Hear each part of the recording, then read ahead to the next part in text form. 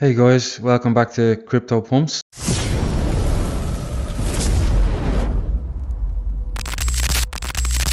At the start of the video, I just want to go through some bullish news for what has happened in the crypto market during the week. And then we get on to Caspa and the KRC-20 tokens. But just first of all, Trump, I think it came out this week that he's accepting crypto for his presidential campaign for his run, which is very bullish for crypto. He's pro-crypto. And I think this is the reason why the ETFs got passed, because if we look, cryptocurrency awareness and ownership rates have increased to record levels. 40% of American adults now own crypto, up from 30% in 2023. This could be as many as 93 million people. I heard somewhere else it was 85 million people, but 93 million people, even better. And that's more people. More people own crypto in America than they own dogs, is what I read. Another statistic. So like, I reckon that because Trump would have 40% of the votes, that's if people vote for him just for the sake that he backs crypto, that Biden and his group in the White House have kind of overturned and changed their anti-crypto mind, and they're kind of heading back to maybe pro-crypto because they can't have him getting 40% of the country behind him. So they want to get in on this as well.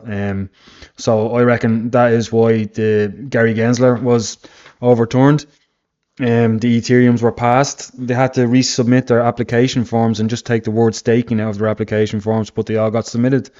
Even what's his name, Michael Saylor, who should be know a lot of what's going on, he got it totally wrong. He said they were never going to be passed because it's a security, it's not a commodity. That's what Gary Gensler says.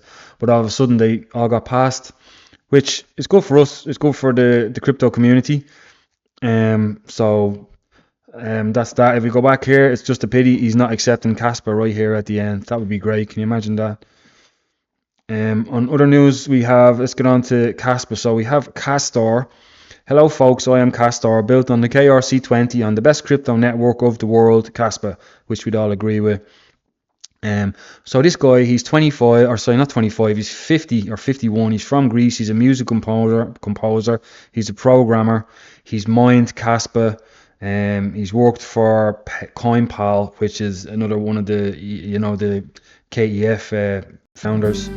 So he composed the music, he programmed this. He's a one-man team at the moment. So that's the Castor website, castorcoin.com. You can scroll right down, you can see the roadmap. He hasn't got anything about tokenomics yet. He said that'll be in the future. He's going to revise the white paper. If you go on Twitter, or we haven't got, sorry, not on Twitter. This is the white paper. It shows his name there, Karis. I'm not even going to try to pronounce that name. I'll just butcher it. That's his white paper. It has a lot of details in there.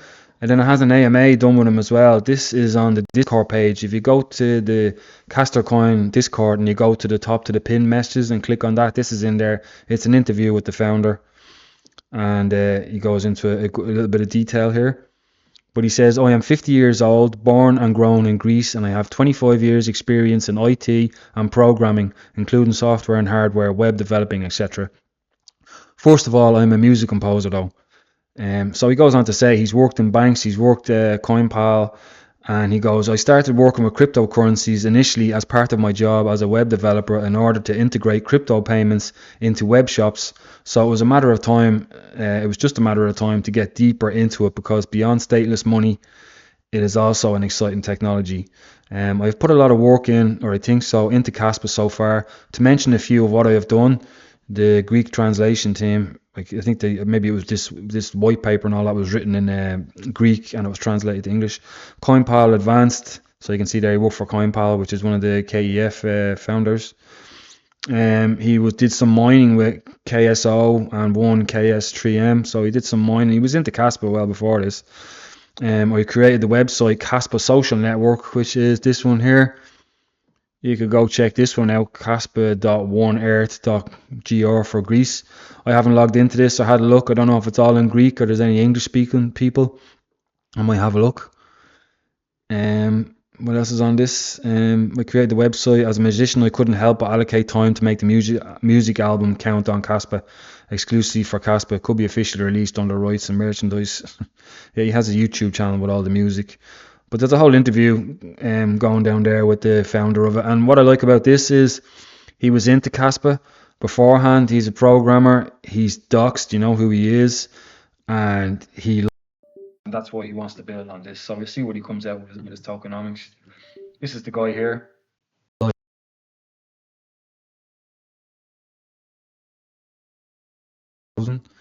And he see he doesn't have much on this at the moment, but I'm guessing that's him. I presume that's Chris. That's just in Greek. We saw the social caster on their Twitter page. It's not very active, but you know it's not. There's no KRC-20 tokens built yet. The Casplex haven't been come out, but you can see he only has 168 followers at the moment. So I thought that'd be a lot more because everybody's waiting on the meme coins to come out. So if you want to get on this Twitter and give him a follow, and you can keep an eye on what's going on. The next one we go to is Casper the Ghost, or the Ghost of Caspa. So they only have a Twitter page at the moment, and they're on a Discord. I'm in that. It looks good. They have a lot more followers. They're very active on Twitter. So I would give this a look as well. They're currently looking to redesign their ghost symbol there for the token, and they're asking people's opinions, so I can get on and have a look at that. But that's another meme coin. That should be good. And then there's another one. The next one that we got here is Caspa Cats.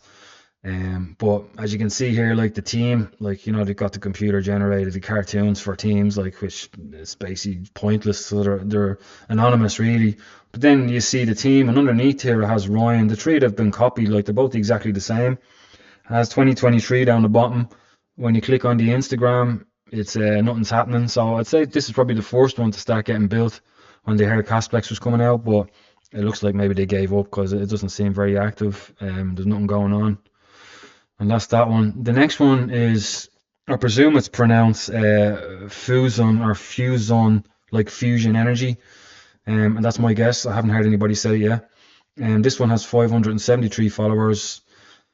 They're on Twitter. They have a web page. They have a white paper. Have a look at the white paper here. Like it's a deep in decentralized physical infrastructure kind of stuff. But I don't understand it myself. In the normal crypto world, I wouldn't be into this narrative at all. It doesn't make sense to me, but maybe I'm wrong. I'm always open to be corrected. But here's a little snippet I thought. At the heart of deep-in microgrids lies the principle of localized energy generation and consumption. This model champions the idea that communities can produce their own energy, reducing reliance on centralized.